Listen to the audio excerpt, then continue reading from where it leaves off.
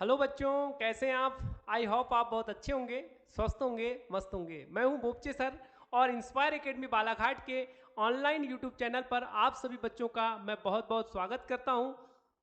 आज बेटा हम देखने वाले हैं केमिस्ट्री पीएटी 2024 के इस सिलेबस में chapter number 6 importance minerals their chemical composition and fertilisers. ठीक है बेटा, बहुत ही इंपॉर्टेंट टॉपिक है। टॉपिक क्या है? महत्वपूर्ण खनिज, उनका रासायनिक संगठन एवं उर्वरक या तथा उर्वरक।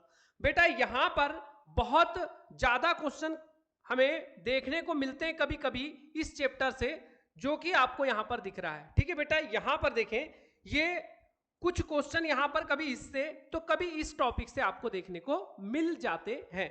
ठीक है बेटा, ये इस चैप्टर का लेक्चर नंबर 1 है। अभी हम जितनी बातें यहां पर करेंगे उसके आगे की बात हम लेक्चर नंबर 2 में करेंगे। ठीक है, ये तो आपको पता है। चलिए आगे की ओर आते हैं बेटा। अब देखिएगा, अभी तक के हमने सारे जो लेक्चर है, सारे चैप्टर हैं, इन्हें बहुत अच्छे से विथ क्वेश्चन एमसीक्यूज के साथ हमने किया है। आपको पीएटी 2024 के लिए बहुत ज्यादा हेल्पफुल वीडियो है। अगर आपने नहीं देखा है तो कृपया करके इन वीडियो को जरूर देखें। पहले प्रीवियस लेक्चर देखें, आपको बहुत आनंदित लगेंगे, बहुत ज्यादा अच्छे हैं। क्वेश्चन पूरे 2024 के पीएटी पर बेस्ड है। ठीक है बेटा, चलिए आगे की ओर आते हैं और आज के इस टॉपिक पर शुरुआत करते हैं हम भूपर पट्टी का संगठन। बेटा भूपर पट्टी यानी पृथ्वी की लेयर। पृथ्वी की लेयर आपको पता है 3 लेयर होती है। सबसे ऊपर वाली को ही भूपर पट्टी या पपड़ी कहते हैं। क्या कहते हैं बेटा? पपड़ी या भूपर पट्टी कहा जाता है। ठीक है, कंपोजिशन ऑफ अर्थ क्या है बेटा? Composition of earth crust. Composition of earth crust. ठीक है, पृथ्वी की सतह में बेटा, पृथ्वी की सतह सबसे ऊपरी में सबसे अधिक पाया जाने वाला तत्व ऑक्सीजन है। बेटा टोटल तत्व आपको पता है, टोटल तत्व 118 है, जिसमें से पृथ्वी की सतह पर सबसे ज्यादा पाया जाने वाला जो तत्व है वो ऑक्सीजन है। क्या है बेटा? ऑक्सीजन। सबसे ज्यादा पाया जाने वाला तत्व जो है वो आपका ऑक्सीजन है। ठीक है, अब आगे की ओर बढ़ते हैं बेटा। सबसे ज्यादा पाया जाने वाला तत्व ऑक्सीजन है। पृथ्वी की सतह में सबसे अधिक पाए जाने वाली धातु जो है बेटा, धातु वो एल्यूमिनियम है। वो क्या है? एल्यूमिनियम। ठीक है, धातु जो है वो एल्यूमिनियम है, तत्व जो है वो ऑक्सीजन है। ठीक है, आगे बढ़ते हैं। भूपर पट्टी की सतह में सामान्य तत्व। बेटा सामान्य तत्व जिनका रेशियो है, क्रम है, एक क्रम में मैंने आपके लिए जमा के रखा है ताकि आपको अध्ययन करने में कोई दिक्कत ना हो, है ना, स्टडी करने में कोई प्रॉब्लम ना हो। ठीक है बेटा, सबसे ज्यादा ऑक्सीजन होता है जिसका परसेंटेज है 46.60। दूसरा है बेटा सिलिकॉन। क्या है? सिलिकॉन। ऑक्सीजन पहला, दूसरा सिलिकॉन। सिलिकॉन है 27.72। अलग अलग बुकों में कभी कभी ये रेशियो अलग अलग होता है, बट आपको टेंशन लेने की ज्यादा जरूरत नहीं है। Aluminium L 8.13। लोहा जो होता है बेटा 5% बोल रहा है। Calcium 3.63, sodium 2.83, potassium 2.59, magnesium 2.09। ठीक है, ये तत्व जो है ये भूपर पट्टी में इस क्रम में पाए जाते हैं कि सबसे ज्यादा ऑक्सीजन और मिनिमम यहां पर जो रेशियो है, वैसे तो अदर भी गैसेस होती है जो बहुत ही 0.00 के कंटेन में होती है ना, उनकी बात मैं नहीं कर रहा हूं, पर इस चार्ट में अभी हम देख रहे हैं तो जो मैग्नीशियम है वो जीरो क्या है 2.09% है। यहां पर भी हमने एक डायग्राम के थ्रू आपको क्लियर कराया है कि ये जो पीला कलर का आपको दिख रहा है, पीला, ये क्या है बेटा? जो पीली सरफेस है वो ऑक्सीजन है। क्या है बेटा? ये ऑक्सीजन है। क्या है? ऑक्सीजन। थोड़ा इसे कलर डिफरेंट करता हूं तो आपको भी अच्छा लगेगा। चलिए, ये ऑक्सीजन है बेटा आपके लिए। ये ऑक्सीजन की सरफेस, इतना ऑक्सीजन होता है और इसका परसेंटेज यहां दिया है। सिलिकॉन बेटा दूसरे नंबर, सेकेंड नंबर पर सिलिकॉन ये है, थर्ड पर एल्यूमिनियम, फोर्थ पर बेटा आयरन है। क्या है? आयरन। यहां पर भी दिया है, अच्छा आयरन, ये लोहा। ठीक है, आयरन। ठीक है बेटा, यहां पर फिर है कैल्शियम, यहां पर भी देख लीजिए कैल्शियम। फिर है बेटा पोटेशियम। क्या है? पोटेशियम। देखिए कैल्शियम, अच्छा यहाँ सोडियम दे दिया। थोड़ा सा सीक्वेंस देखिए, यहां पर भी गड़बड़ा है, पर यहां पर भी ज्यादा का डिफरेंस नहीं है। सोडियम पोटेशियम देखिए थोड़ा डिफरेंस यहां पर है पॉइंट का। ठीक है, तो यहां पर सोडियम पोटेशियम लगभग थोड़ा थोड़ा डिफरेंस इनमें होता है। Sodium potassium. यह है बेटा मैग्नीशियम, और ये है आपका अदर अन्य गैसेस, ठीक है। तो ये अन्य वाले भी बहुत सारे यहां पर हो सकते हैं, पर वो होंगे 0.0 में, ठीक है, 0.00 में रहते हैं, ठीक है। इतनी बातें आपके लिए ज्यादातर इंपॉर्टेंट दो चीजें हैं, कुछ चीजें यहां से उठाएंगे आप अपने लिए और आगे की ओर बढ़ जाते हैं।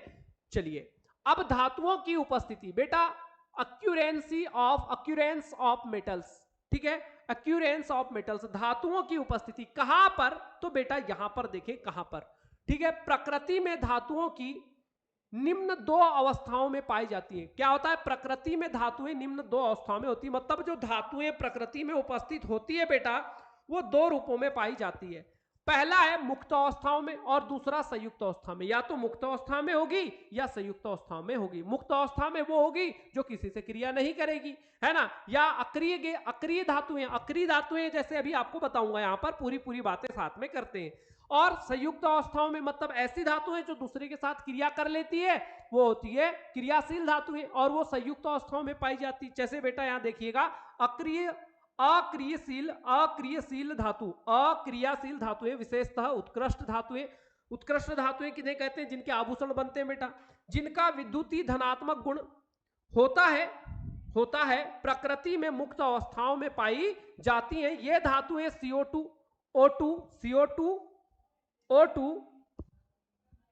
वह H2, वह ऑक्सीजन आदि से अप्रभावित क्या होती है, आदि से प्रभावित नहीं होती, मतलब अप्रभावित रहती है। उदाहरण के लिए बेटा चांदी, सोना, प्लेटिनियम, मतलब सिल्वर, गोल्ड, प्लेटिनम, ठीक है।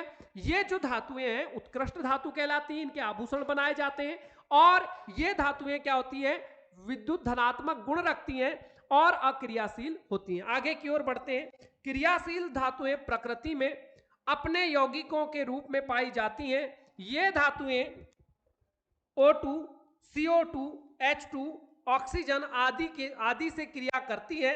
उदाहरण के लिए sodium, magnesium, calcium, iron, copper, zinc, aluminium आदि। ये सारी की सारी धातुएं जो आप देख रहे हैं, ये नीचे वाली धातुएं क्या है, क्रियाशील है, जो किसी दूसरी धातु से क्रिया करके क्या कर लेती है, यौगिक बना लेती है, और यौगिक के रूप में ही प्रकृति में पाई जाती है, भूपर पट्टी में पाई जाती है। ठीक है बेटा, आगे की ओर बढ़ते हैं। ध्यान से देखिएगा, खनिज तथा अयस्क, बेटा एक एक पॉइंट को मैं अपने इस लेक्चर में लेकर आया हूं, मिनरल्स एंड ऑरेस, ठीक है, खनिज एवं अयस्क। बेटा खनिज क्या है, तो खदानों से खोदकर निकाले गए ऐसे पदार्थ जिनमें धातु या फिर ऐसे पदार्थ जो हमारे लिए आवश्यक है उनकी मात्रा ज्यादा हो, खनिज कहलाते हैं। ऐसी परिभाषा आपने पहले भी पढ़ी थी। देखते हैं यहां क्या है। धातुएं प्रकृति में अपने यौगिक के रूप में होती हैं, धातुएं प्रकृति में अपने यौगिक के रूप में होती हैं, ठीक है बेटा, क्योंकि धातुएं क्रियाशील है तो यौगिक के रूप में पाई जाएंगी।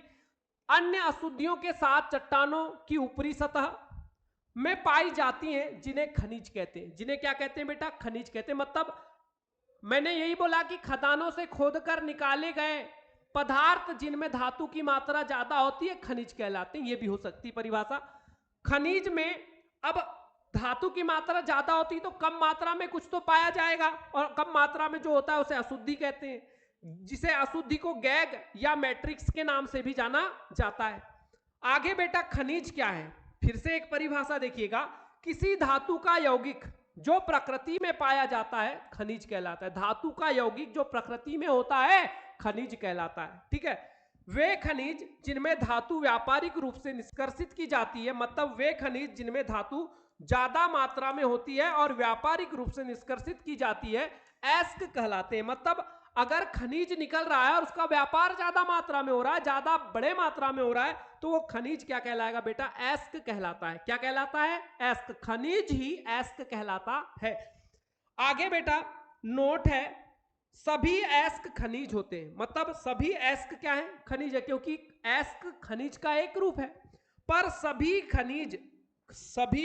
खनिज जो है वो अयस्क नहीं हो सकते। मतलब खनिज अगर कम मात्रा में है तो वो अयस्क नहीं होगा, अयस्क नहीं होगा। क्या नहीं होगा बेटा, अयस्क नहीं होगा, ठीक है, क्लियर है। हाँ, आगे की ओर चलते हैं, बढ़ते हैं थोड़ा आगे। देखिएगा बेटा, कुछ इंपॉर्टेंट यहां पर एस्क मैंने लिया है, कुछ इंपॉर्टेंट धातुओं के, कुछ मुख्य धातुओं के, महत्वपूर्ण धातुओं के एस्क लिया है मैंने, ठीक है। तो यहां ध्यान दीजिएगा क्या है यहां पर, कुछ महत्वपूर्ण, ठीक है बेटा, कुछ महत्वपूर्ण धातुओं के एस्क है ना, जो मैंने यहां पर शामिल किया है, जो कि आपके लिए एग्जाम की दृष्टि से इंपॉर्टेंट है ना। तो ध्यान से देखिएगा, कुछ महत्वपूर्ण धातुओं के एस्क, कुछ महत्वपूर्ण धातुओं के एस्क, कुछ महत्वपूर्ण धातुओं के एस्क, ठीक है। चलो, अयस्क है, जगह कम है इसलिए ऐसे लिख देते हैं, अयस्क किसके बेटा, ठीक है, धातुओं के, ठीक है। यहां ध्यान से देखेंगे, सबसे पहला है बेटा ऑक्साइड रूपी एस्क, यानी कि जिनमें ऑक्सीजन होगा वो ऑक्साइड रूपी एस्क, जिनमें क्या होगा बेटा, ऑक्सीजन होगा, वो ऑक्साइड रूपी एस्क कहलाएंगे। अब ये किसी भी धातु के हो सकते हैं, यहां पर मुख्य मुख्य धातुओं के दिया है बेटा, जैसे क्यूप्राइट, क्या है बेटा, क्यूप्राइट, क्यूप्राइट किसका है, Cu, कॉपर का क्यूप्राइट, Cu2O, जिंकाइट, जिंक का ऑक्साइड रूपी एस्क है ZnO, पायरोग्लूसाइड MnO2, है ना, ये सब ऑक्साइड रूपी एस्क है। यहां पर बॉक्साइड, एल्यूमिनियम का ऑक्साइड रूपी एस्क है बेटा, Al2O3 इंटू 2H2O। यहां पर हेमेटाइट, ये भी ऑक्साइड रूपी एस्क है आयरन का, है ना, बहुत ही फेमस है हेमेटाइट रूपी एस्क, है ना, हेमेटाइट ऑक्साइड रूपी एस्क है आयरन का, लोहे का Fe2O3। टीन स्टोन, क्या बेटा, टीन स्टोन, टीन का ऑक्साइड रूपी एस्क है ना, SnO2, इसे क्या बोलते हैं, केसेटेराइट भी बोलते हैं, केसेटेराइट। ध्यान से देखिएगा, आगे आते हैं बेटा, थोड़ा इसे छोटा कर लेते हैं। अब बेटा यहां है लाइम स्टोन, क्या है, लाइम स्टोन, क्या है बेटा, यहां पर देखिए लाइम स्टोन, लाइम स्टोन में देखेंगे तो इसका ये देखो, ये क्या है, कार्बोनेट रूपी एस्क, क्या है, कार्बोनेट। अब बेटा कार्बोनेट क्या, तो जहां पर CO3 हो, यहां क्या था, ऑक्सीजन हो, CO3 हो तो वो कार्बोनेट रूपी एस्क होगा। अब ये भी देखो, ये है कैल्शियम का कार्बोनेट रूपी एस्क, जिसका नाम है लाइमस्टोन, ये है डोलोमाइट, सुना होगा बहुत आपने। ये है मैग्नीशियम का एस्क, जिसमें MgCO3 और कैल्शियम है ये साथ में, और ये है CO3, ठीक है। यहां पर बेटा रेसु, है ना, सेरुसाइड है, क्या है, सेरुसाइड, सेरुसाइड PbCO3, ठीक है, ये किसका है बेटा, लेड का, PbCO3। यहां पर ध्यान दे, केलामाइट, जिंक का कार्बोनेट रूपी एस्क है ना, ZnCO3, मालाकाइट, यहां पर है बेटा CuCO3, यहां पर है CuOH होल ट्वाइस, ये यहां पर दिया है मालाकाइट, और है मालाकाइट का ये सूत्र है। इसके बाद है बेटा सेडेराइट, सेडेराइट का है ये, है ना, सेडेराइट का एस्क, जिसमें है FeCO3, सेडेराइट किसका, आयरन का कार्बोनेट रूपी एस्क है। आगे दिया बेटा सल्फाइड रूपी एस्क, जिसमें क्या होगा, सल्फर होगा, सल्फाइड रूपी एस्क, जैसे जिंक का सल्फाइड रूपी एस्क है, जिंक ब्लेंडी, जिसका सूत्र है ZnS, है ना बेटा। ये है मर्क्यूरी का सल्फाइड रूपी एस्क, सीनेबार, है ना, HgS, आयरन का आयरन पायराइट FeS2, है ना, गेलेना PbS2, कापर पायराइट CuFeS2, है ना, आयरन और कापर दोनों का है ना, सल्फाइड रूपी एस्क। और अर्जेंटाइट, है ना, अर्जेंटाइट किसका बेटा, चांदी का Ag2S, ठीक है। अब बेटा आगे बढ़ते हैं, सल्फेट रूपी एस्क, क्या है, सल्फेट, सल्फेट क्या है, तो बेटा जहां पर SO4 हो जाए वो सल्फेट रूपी एस्क हो जाता है। इसका क्या है, तो एंग्लेसाइड, एंग्लेसाइड किसका है, लेड का, है ना, यहां पर PbSO4, जिप्सम का, तो CuSO4 2H2O, जिप्सम नाम है किसका है बेटा, ये कॉपर का सल्फेट रूपी एस्क है। फिर है ग्लाबर साल्ट, सोडियम का सल्फेट रूपी एस्क है, Na2SO4, यानी सोडियम सल्फेट 10H2O। बेटा इधर आए तो एप्सम साल्ट MgSO4 7H2O। आगे बढ़ते हैं, हेलाइड रूपी एस्क, हेलाइड मतलब जहां पर हेलोजन होंगे, हेलोजन आपको पता है ना, हेलोजन या तो आपका क्या होगा बेटा, फ्लोरीन होगा, क्लोरीन होगा, ब्रोमीन होगा, या आयोडीन होगा, ये सब हेलाइड रूपी एस्क कहलाएंगे। जैसे यहां पर देखो हार्न सिल्वर, क्लोरीन है किसके साथ, सिल्वर के साथ तो हार्न सिल्वर है ना, carnallite, carnallite KCl MgCl2 6H2O है ना, फ्लोर स्पार CaF2 है ना। यहां पर आते हैं सोडियम क्लोराइड तो NaCl सभी जानते हैं, कार्नोलाइट है ना Na3Al F6 कार्नोलाइट इंपॉर्टेंट है बेटा, वो भी आता है कई बार।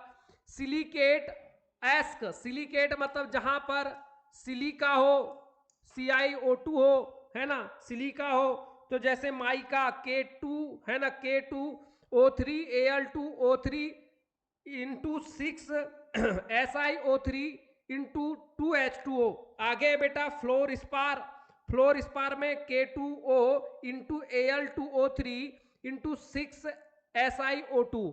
फिर बेटा आगे एस्बेस्टास, इसे भी IMP है, ये भी इसका भी अस्तर कई जगह विधियों में लगाया जाता है, CaMg3SiO3 और ये है बेटा होल 4। ठीक है, इतनी मुख्य मैंने धातुओं के एस्क जो कि क्या है बेटा, ऑक्साइड रूपी है, कार्बोनेट रूपी है, सल्फाइड रूपी है, सल्फेट रूपी है, या फिर वो हेलाइड की तरह है, या फिर सिलिकेट की तरह। ये हमने फॉर्म लिया है। क्वेश्चन जिस भी तरह से आए आपको क्वेश्चन को समझ के इस फॉर्म को समझना है, सूत्रों को याद रखना है, तब जाके आपको क्वेश्चन इस टाइप के अगर आते हैं तो वो अच्छे से बनेंगे। तो सूत्र आपको बार बार पढ़ने पड़ेंगे बेटा, बार बार पढ़ने पड़ेंगे, अपनी कुछ ट्रिक बना के याद रखना पड़ेगा, तो आपको आसानी से याद हो जाएंगे है ना। काफी ज्यादा भी होते हैं सूत्र वैसे यहाँ पर है ना, और इन्हें आपको याद करना है। चलिए आगे की ओर बढ़ते हैं, देखते हैं बेटा पौधों के क्या है आगे आपका, पौधों के लिए आवश्यक पोषक तत्व। बेटा बात पौधों की आ गई अब यहाँ, तो देखेंगे पौधों के लिए आवश्यक पोषक तत्व क्या है, तो दीर्घ पोषक तत्व और बेटा सूक्ष्म पोषक तत्व। दीर्घ पोषक तत्व क्या है, तो दीर्घ मतलब जो ज्यादा मात्रा में, जैसे NPK, शॉर्ट में याद रख सकते हैं NPK। NPK मतलब बेटा नाइट्रोजन, फास्फोरस और क्या है पोटेशियम यानी पोटास। देखिए नाइट्रोजन, फास्फोरस, पोटेशियम, कैल्शियम है ना, सल्फर, मैग्नीशियम, कार्बन, हाइड्रोजन है ना, और ऑक्सीजन, ये क्या है बेटा, ये क्या है दीर्घ पोषक तत्व। सूक्ष्म पोषक तत्व क्या है, जो कि कम मात्रा में आवश्यक होते हैं, जैसे ट्रेस खनिज। ठीक है, इन्हें सूक्ष्म पोषक तत्व को ट्रेस खनिज भी कहते हैं, जैसे लोहा, बोरान, क्लोरीन, मैग्नीज। ठीक है बेटा, जस्ता, और क्या है जस्ता के बाद क्या है, तांबा, मोलिब्डेनम, निकील। ठीक है, फिर क्या है, फिर क्या है बेटा, ये तत्व मिट्टी में नीचे के क्या है, ये मिट्टी में नीचे लवण के रूप में रहते हैं। किस रूप में रहते हैं बेटा, लवण के रूप में रहते हैं। इसलिए पौधे इन तत्वों को आयनों के रूप में, किस रूप में बेटा, आयनों के रूप में अवशोषित करते हैं, अवशोषित करते हैं। क्रोमो क्या है बेटा, मैक्रो न्यूट्रिएंट। मैक्रो मतलब क्या है, मैक्रो और माइक्रो दो प्रकार के होते हैं। मैक्रो मतलब सूक्ष्म यानी मैक्रो मतलब जो बोलना चाहिए बड़ी मात्रा में, दीर्घ पोषक तत्व को क्या कहते हैं, मैक्रो न्यूट्रिएंट। ठीक है, बड़ी मात्रा में लिए जाते हैं। ठीक है, यहां पर आपको NPK बेटा जो है ये 3, ये ज्यादातर दीर्घ मात्रा में पाए जाते हैं। किसमें, दीर्घ मात्रा में जो पौधों के लिए आवश्यक होता है NPK, दीर्घ मात्रा। मैक्रो इसे बोलेंगे मैक्रो न्यूट्रिएंट, जो ज्यादा मात्रा में जरूरी होते हैं, और माइक्रो मतलब जो कम मात्रा में जरूरी होते हैं। चलिए आगे की ओर बढ़ते हैं बेटा, चलिए देखते हैं। यहां है आपके पास आगे पोषक तत्वों के कार्य। अब पोषक तत्व तो अभी हमने देखा है NPK, मोलिब्डेनम, आयरन, दुनिया भर के, माइक्रो और मैक्रो। ठीक है, सूक्ष्म पोषक तत्व, दीर्घ पोषक तत्व। अब बेटा यहां जो हम बात कर रहे हैं पोषक तत्वों के कार्य, पोषक तत्वों के कार्य में सबसे पहला बेटा जो दीर्घ पोषक तत्व है नाइट्रोजन। तो नाइट्रोजन के क्या कार्य होंगे, तो नाइट्रोजन काम क्या करता है। अब हम NPK, यूरिया है ना, DAP, दुनिया की चीजें, बहुत ज्यादा रासायनिक उर्वरक का जो उपयोग करते हैं वो क्या है और कैसे काम करते हैं, ये भी समझना पड़ेगा। चलिए आते हैं, समझते हैं बेटा नाइट्रोजन के बारे में। ध्यान दीजिएगा, सभी जीवित उत्तकों है ना, जो नाइट्रोजन वाला जो पोषक तत्व है वो क्या करता है, सभी जीवित उत्तकों, किसके बेटा, पौधों के, फसलों के उत्तकों, यानी जड़, तना, पत्ती की वृद्धि और उनके विकास में सहायक होता है। अब दूसरा है क्लोरोफिल। देखो ये क्या बोल रहा है, क्लोरोफिल जो हरित लवक होता है, हरापन, प्रोटोप्लाज्म प्रोटीन न्यूक्लिक अम्ल और का एक महत्वपूर्ण घटक है। कौन बेटा, ये नाइट्रोजन। ठीक है, पत्ती वाली सब्जियां और चारों की गुणवत्ता में सुधार करने में भी किसका, नाइट्रोजन का बेटा बहुत ही अच्छा रोल होता है और ये इसके लिए काम आते हैं। चलिए आगे की ओर चलते हैं बेटा, दूसरा वाला देखते हैं। और दूसरा वाला है फास्फोरस। क्या है बेटा, फास्फोरस। ठीक है, ये फास्फोरस का क्या काम है, तो पौधों के वर्धनशील अग्रभाग, वर्धनशील मतलब ऊपर वाले जो कि अग्र वृद्धि करते हैं, वर्धनशील पौधों के वर्धनशील अग्रभाग, बीज फल के विकास, वर्धनशील यानी कि ऊपर का कक्षस्थ कलिका जिसे कहते हैं बेटा, उसका है ना, बीज फल, बीज और फल के विकास हेतु आवश्यक है। कौन बेटा, फास्फोरस। ये फास्फोरस है ना, पुष्प के विकास में सहायक है। पुष्प कैसे बनेगा, बड़ा कैसे होगा, पूरा कोशिका विभाजन के लिए आवश्यक है। कौन, फास्फोरस। जड़ों के विकास में सहायक होता है, अमीनो अम्ल का अवयव होता है। याद रखना है बेटा, ठीक है, याद रखेंगे तो काम आएगा। ठीक है, चलिए आगे की ओर बढ़ते हैं। अब बेटा है अगला पोटेशियम। पोटेशियम भी एक प्रकार का दीर्घ पोषक तत्व है जो ज्यादा मात्रा में जरूरी होता है। इसका क्या लाभ है, इससे क्या फायदे होते हैं, तो देखिएगा एंजाइम की क्रियाशीलता बढ़ाता है, यानी कि पौधों में जो भी एंजाइम वाली क्रियाएं होती है तो क्रिया को बढ़ाने में फास्फोरस उसकी मदद करता है। ठंडे और बादल युक्त मौसम में, जब मौसम में ठंड हो जाए या बादल बारिश का मौसम आ जाए तो पौधे द्वारा प्रकाश के उपयोग में वृद्धि करता है, कि प्रकाश का उपयोग वो ज्यादा से ज्यादा कर ले, क्योंकि प्रकाश कम होता है। तो ऐसी कंडीशन में पौधे को प्रकाश का उपयोग करने में मदद कराता है। कौन, पोटेशियम, ताकि इसका काम बन जाए और इसका भोजन आसानी से बन जाए। ठीक है, क्योंकि पौधे प्रकाश की उपस्थिति में भोजन बनाते हैं, आपको पता है, जिससे पौधों में ठंडक और अन्य प्रतिकूल परिस्थितियों को सहन करने की क्षमता बढ़ जाती है। किसके कारण, फास्फोरस के कारण बढ़ जाती। कार्बोहाइड्रेट के स्थानांतरण, प्रोटीन के संश्लेषण, इसकी स्थिरता बनाए रखने में मदद करता है। ठीक है बेटा, यहां तक क्लियर हो जाता है। पोटेशियम की बात हो रही थी, आगे की ओर बढ़ते हैं और आते हैं बेटा आगे, है ना, पोटेशियम की बात हो गई, पोटेशियम है ना, फास्फोरस पी और बेटा पोटेशियम, पोटेशियम है ना, पोटेशियम आपका के। ठीक है, फास्फोरस पी, पोटेशियम आपका के। ठीक है, फास्फोरस पी, पोटेशियम के, दोनों की बात हमने यहां पर कर लिया। आगे की ओर बढ़ते हैं और टॉपिक है आपका बेटा उर्वरक या रासायनिक खाद। ठीक है बेटा, केमिकल मैन्योर। ठीक है, केमिकल मैनर।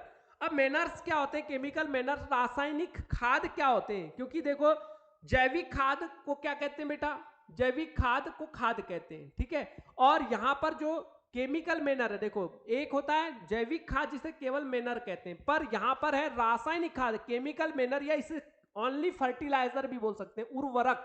क्या नाम होता है बेटा इसके लिए, उर्वरक, फर्टिलाइजर। बात करते हैं, देखिएगा, भूमि में उन पदार्थों की कमी को पूरा करने के लिए जिन्हें पेड़ पौधे भोजन के रूप में लेते हैं, है ना। अब ये बताइए, पौधों को अपना पूरा छोटे से बड़ा होने और अपना भोजन बनाने के लिए पोषक तत्वों की जरूरत होती है। कुछ तत्व ज्यादा मात्रा में लगते हैं, कुछ तत्व कम मात्रा में लगते हैं, पर मिट्टी में बार बार फसल उगाने से क्या होता है, पोषक तत्वों की कमी हो जाती है, क्योंकि बार बार फसल उगाएंगे तो पौधे पोषक तत्वों का उपयोग करते जाएंगे। जब पोषक तत्वों का बार बार उपयोग करते जाएंगे तो पोषक तत्वों की कमी आ जाएगी, और पोषक तत्वों की कमी आ जाएगी तो हमें, अब जैविक खाद अगर हम डालते हैं तो उससे पोषक तत्व थोड़े धीरे मिलते हैं, परंतु अगर हमें बार बार फसल उगाना है और हमें उत्पादन ज्यादा प्राप्त करना है और हमें तुरंत ही पोषक तत्वों की पौधों को जरूरत है और देना है, तो ऐसी स्थिति में अपन क्या करते हैं बेटा, रासायनिक उर्वरक का उपयोग कर लेते हैं, है ना। और ये रासायनिक उर्वरक हमें फटाक से रिजल्ट दे देते हैं, क्यों, क्योंकि रासायनिक उर्वरक है, काम है इनका। ठीक है, अब यहां पर देखें तो क्या लिखा है, भूमि में उन पदार्थों की कमी को पूरा करने के लिए जिन्हें पेड़ पौधे भोजन के रूप में लेते हैं, पेड़ पौधे अपने भोजन के रूप में लेते हैं, भूमि में कृत्रिम विधियों द्वारा कुछ रासायनिक पदार्थ डाले जाते हैं। इन पदार्थों को उर्वरक या रासायनिक खाद यानी केमिकल मैनर कहते हैं। ठीक है बेटा, समझ में बात आई होगी। अब क्या है कि अच्छे उर्वरक, देखो उर्वरक तो बहुत सारे, केमिकल उर्वरक की बात तो आपको पता ही है। अब एक अच्छे उर्वरक में क्या क्या गुण होने चाहिए इसकी बात करते हैं। तो अच्छे उर्वरक के लक्षण, कैरेक्टराइटिस ऑफ गुड फर्टिलाइजर। अब अच्छा उर्वरक कैसा हो? अच्छा उर्वरक कैसा हो कि बोल रहा है उर्वरक पानी में विलय हो सकता हो तो अच्छा उर्वरक है, पानी में घुल जाना चाहिए मतलब, ठीक है। उर्वरक स्थायी, स्थापी यानी स्थायी होना चाहिए, ठीक है बेटा, स्थायी होना चाहिए, जिससे अधिक समय, जिससे क्या बेटा, अधिक समय, ठीक है। उर्वरक कैसा होना चाहिए? स्थायी होना चाहिए, जिससे क्या होगा, अधिक समय तक पोषक तत्व प्राप्त हो सके, यानी लंबे समय तक पोषक तत्व प्राप्त हो सके, ऐसा वाला उर्वरक होना चाहिए ताकि बार बार डालने की जरूरत न हो, ठीक है बेटा। उर्वरक से पौधों को पोषक तत्व सरलता से मिल सके, सरलता से मिल सके। और आपको पता है इनसे हानि तो होती है, फिर भी मैं एक पॉइंट और बढ़ा देता हूं कि उर्वरक, ठीक है बेटा, उर्वरक से है ना वातावरण एवं उर्वरक से वातावरण एवं अन्य जीवों को कम हानि हो। कैसी हानि हो बेटा? कम हो। हानि तो होती है पर कम हानि हो, ऐसा रासायनिक उर्वरक का उपयोग करना चाहिए। कम हानि हो ऐसा रासायनिक उर्वरक का उपयोग करना चाहिए, ठीक है। तो ये थे उर्वरक के, अच्छे उर्वरक के गुण बेटा, ठीक है। अब आगे बढ़ते हैं बेटा थोड़ा, चलिए आते हैं उर्वरक के प्रकार, ठीक है बेटा। उर्वरक के प्रकार, कितने प्रकार के उर्वरक होते हैं, एक एक की बात करेंगे। तो सबसे पहला है बेटा नाइट्रोजनी उर्वरक, मतलब जिसमें कि नाइट्रोजन होता है, नाइट्रोजनी उर्वरक कहलाएगा, क्योंकि नाइट्रोजनी उर्वरक दीर्घ पोषक तत्व है नाइट्रोजन वाले, तो नाइट्रोजन जिसमें होता है वो नाइट्रोजनी उर्वरक कहलाएगा, ठीक है बेटा। अब इसके बहुत सारे यौगिक हो सकते हैं, वे यौगिक जिनमें नाइट्रोजन युक्त तत्व नाइट्रोजन होता है। क्या बोल रहा है बेटा? वे उर्वरक जिनमें मुख्य तत्व नाइट्रोजन होता है नाइट्रोजनी उर्वरक कहलाते हैं। अभी मैं बता चुका हूं आपको पहले ही, नाइट्रोजन पौधों के लिए आवश्यक पोषक तत्व है, बहुत ज्यादा जरूरी है। दीर्घ मात्रिक तत्व मैंने बताया था, दीर्घ पोषक तत्व, ठीक है बेटा, अभी बताया था दीर्घ पोषक तत्व है, दीर्घ पोषक तत्व है, ठीक है। इसकी कमी से पत्तियां पीली पड़ने लगती है, अगर ये कम हो जाए तो पत्तियां पीली पड़ जाती है। पत्ती की वृद्धि, पौधे की वृद्धि रुक जाती, क्योंकि पौधे की वृद्धि और पत्ते के हरेपन में काम आता है। अब इसी की कमी हो गई तो पत्ती पीली और पौधा ढीली, है ना। पौधा ढीला मतलब रुक जाता है, वृद्धि रुक जाती है, धीरे धीरे मर जाएगा कमी होगी तो, यानी कि फसल का उत्पादन कम होगा, ठीक है बेटा। इसके अतिरिक्त फसलें शीघ्रता से पक जाती हैं, जिससे दाने छोटे रह जाते हैं, यानी उत्पादन अच्छा नहीं मिलेगा। यदि पौधों में नाइट्रोजन की कमी, नाइट्रोजन की मात्रा अधिक हो जाए, अगर कम के जगह अधिक हो जाए तो पौधों में प्रोटीन की मात्रा बढ़ जाती है। अब ज्यादा हो जाए तो भी साइड इफेक्ट, कम हो जाए तो भी दिक्कत, और कार्बोहाइड्रेट तथा राख की मात्रा कम हो जाती है ना। किंतु साथ ही साथ पौधे कोमल हो जाते हैं, यानी कि अगर बढ़ जाएगा तो पौधे पूरे कौले कोमल हो जाते हैं, और उन पर कीड़े का और कवक का प्रकोप की संभावना भी बढ़ जाती है, जिससे क्या होगा, अगर कीड़े लगेंगे तो समस्या आ जाएगी। मतलब नाइट्रोजन कम हुआ तो दिक्कत, ज्यादा हुई तो दिक्कत। कम हुई है तो पौधे पीले, वृद्धि ढीली रुक जाती है, ज्यादा हुआ तो पौधे कोमल, ज्यादा ही हरे हो गए, कौले हो गए, यानी कीड़े ज्यादा लगेंगे, मतलब दोनों में ही काम खराब है। इसलिए कि लिमिटेशन में नाइट्रोजन मिलना चाहिए पौधों को, फसलों को, ठीक है बेटा। चलिए आगे की ओर आते हैं, ध्यान दीजिएगा। कुछ महत्वपूर्ण नाइट्रोजन, कुछ महत्वपूर्ण उर्वरक के नाम और सूत्र आपको दिए हुए हैं। कुछ महत्वपूर्ण उर्वरक के नाम और सूत्र आपको दिए हुए हैं, ध्यान से देखिएगा। अब बेटा सबसे पहला यूरिया है, जो कि अपन खेत में बहुत ज्यादा डालते हैं, यूरिया की बोरी लाते हैं, बढ़िया डालते हैं आराम से। यूरिया का सूत्र बेटा ये याद रखना है आपको, NH2CO NH2, ठीक है, बहुत इंपॉर्टेंट है, याद रखेंगे। दूसरा है बेटा अमोनियम सल्फेट, ये भी हम लोग डालते हैं कुछ कुछ के रूप में, है ना। NH4 होल ट्वाइस SO4, है ना। अमोनियम नाइट्रेट बेटा NH4 NO3, calcium cyanamide CaCN2, ठीक है, याद रखना है, ध्यान रखना है। आइए बढ़ते हैं थोड़ा आगे। फास्फेटी उर्वरक, क्या बेटा?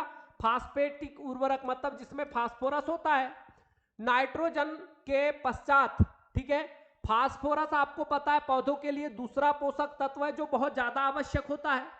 अब बात आगे की करते हैं, जिसकी उपस्थिति पौधों की शाखाओं में वृद्धि, यानी पौधे की शाखा ज्यादा बनेगी, फैलेगा ज्यादा।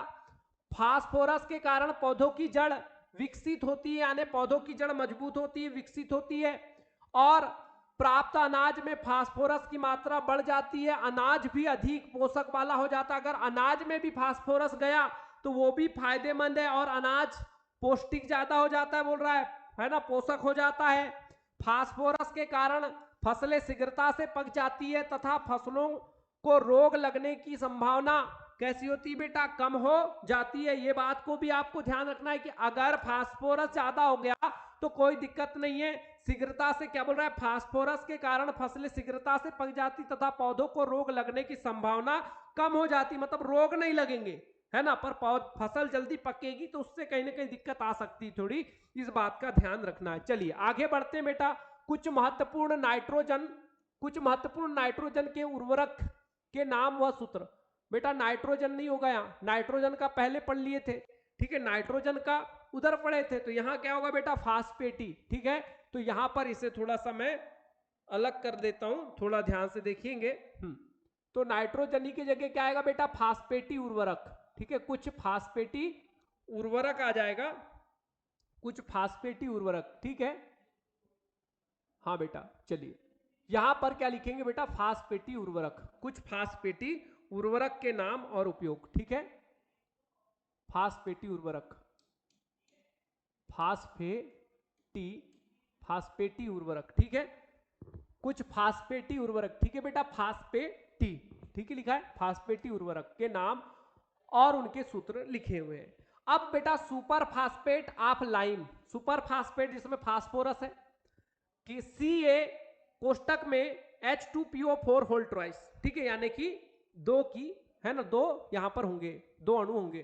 फास्फेटी धातुमल Ca3PO4 whole twice plus calcium silicate, मतलब CaSiO3, ठीक है बेटा। आगे नाइट्रोफास्फेट CaH2PO4 whole twice plus 3CaNO3 2, ठीक है, होल ट्वाइस। अब बेटा पोटेशियम अमोनियम हाइड्रोजन फास्फेट, इसका सूत्र है KNH4HPO4, ये आपका चार यहां पर आपको दिए हैं, ये किसके बेटा, फास्फेटी उर्वरक के सूत्र और नाम है। आगे बढ़ते हैं और आते हैं, देखते हैं पोटेशियम युक्त उर्वरक, किसके बेटा, पोटेशियम के उर्वरक। पोटेशियम के क्या उर्वरक है, ध्यान से देखिएगा, पोटेशियम के उर्वरक। अब पोटेशियम क्या बेटा, जिसमें कि क्या हो, के हो, क्या हो बेटा, के हो, जिसमें के होगा वो पोटेशियम हो जाएगा, ठीक है, पोटेशियम उर्वरक, क्योंकि के, अब के का पता है ना, परमाणु क्रमांक 19 वाला तत्व जो है पोटेशियम है, ठीक है। पोटेशियम पौधों की वृद्धि के साथ साथ, यानी वृद्धि के साथ साथ विभिन्न रोगों से सुरक्षा भी करता है, मतलब रोगों से बचाता भी है और वृद्धि भी कराता है, ठीक है। प्रकाश संश्लेषण के लिए आपको पता है, फोटोसिंथेसिस, प्रकाश संश्लेषण आपको पता है ना, हरे पौधे क्या करते हैं बेटा, हरे पौधे प्रकाश की उपस्थिति में, पढ़ा है आपने, प्रकाश की उपस्थिति में क्या करते हैं, अपना भोजन बनाते हैं, क्या करते हैं बेटा, अपना भोजन बनाते हैं। तो ये जो है क्या बोल रहा है, प्रकाश संश्लेषण के लिए आवश्यक वर्णक, यानी कि आवश्यक वर्णक क्लोरोफिल भी पोटेशियम की सहायता से बनता है। किसकी सहायता से बनता है, पोटेशियम की सहायता से बनता है, बोला इसकी सहायता से बनता है क्लोरोफिल, ठीक है। पर यहां पर क्लोरोफिल में मुख्य घटक होता है बेटा Mg, मैग्नीशियम, है ना, याद रखें, क्लोरोफिल का जो मुख्य केंद्रीय धातु परमाणु है, क्लोरोफिल का मुख्य केंद्रीय धातु परमाणु जो है बेटा वो क्या है, मैग्नीशियम है, ठीक है, ये भी याद आपको रखना है। चलिए कुछ महत्वपूर्ण पोटेशियम के उर्वरक। अब बेटा पहला है पोटेशियम सल्फेट, जिसका सूत्र है K2SO4, और है बेटा muriate of potassium. Muriate of potassium एक बेटा मिक्सअप लवण है ना, इसका भी उपयोग क्या होता है, पोटेशियम की कमी के लिए उपयोग में लाया जाता है। तो ये आपने आज जो देखा है कुछ महत्वपूर्ण यौगिक धातुओं के बारे में कि धातुओं के अयस्क क्या थे, कौन कौन सी धातु परिवार इन्वायरमेंट में पाई जाती है, भूपर पट्टी में पाई जाती है, कौन कौन से पौधों के लिए तत्व आवश्यक होते हैं, कौन ज्यादा है आवश्यक, कौन कम आवश्यक है, कौन कौन से खाद की कमी से क्या हो जाता है, फर्टिलाइजर क्या होते हैं, इनका यूज कितना कितना करना चाहिए, किसकी मात्रा ज्यादा हो जाएगी तो क्या होगा, किसकी मात्रा कम हो जाएगी तो क्या होगा। ऐसी बहुत सारी बातें इस चैप्टर में हमने की है और पूरी बातें मैं आशा करता हूं कि आप सभी बच्चों को बहुत अच्छी लगी होगी, समझ में आई होगी। आगे के लेक्चर में हम बात करेंगे इसी चैप्टर के आगे के पार्ट पर, है ना, और कुछ बातें देखेंगे जो बहुत ज्यादा इंपॉर्टेंट है, उस पर भी हम फोकस करेंगे।